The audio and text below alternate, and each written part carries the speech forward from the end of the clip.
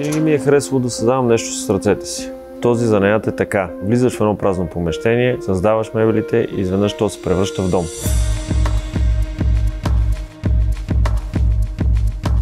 Затова до ден днешен предпочитам производството, защото там създаваш, а не търговията, където реално само прехвърляш стоки.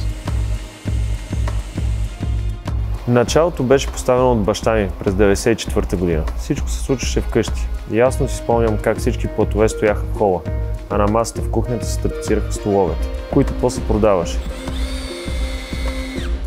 И така постепенно, малко по малко го разви, за да се превърнем в мебелна фирма, която вече 25 години е на пазара.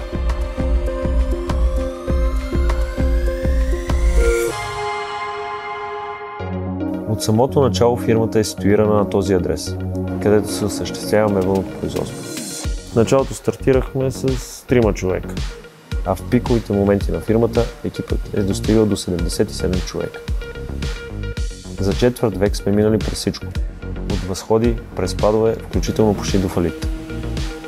В момента дейността ни е стабилна, екипът се състои от 17 човека, като развиваме усъвършенстване производството. Още не сме усетили, че бизнесът върви в правилната посока, защото аз съм мебелист, а не бизнесмен.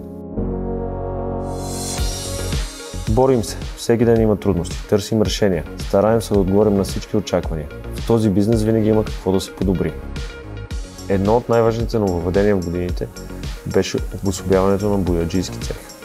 Това ни позволи да изработваме един по-различен клас мебели, което разшири възможностите ни и привлече нови клиенти.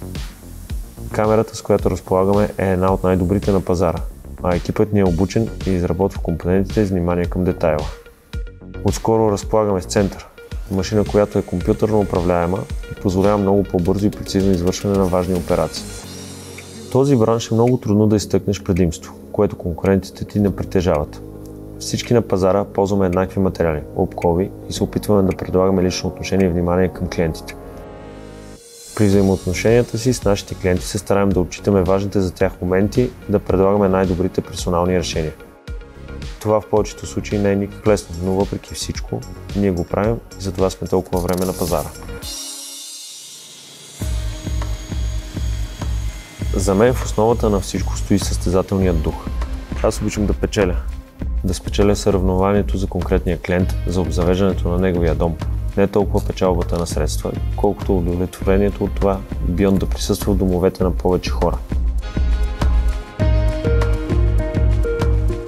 В този бизнес е много важно крайният резултат да носи удовлетворение на клиентите, защото само тогава те ще те препоръчат.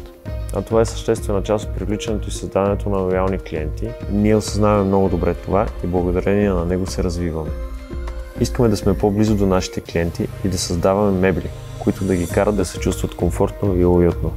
От известно време работим по идеята за наш собствен шоурум, който да бъде на комуникативно място с интериор, който да бъде нашата визитна картичка и да създава клиента усещането за неговия мечтан дом. Следете нашите дигитални канали, за да разберете когато това се случи.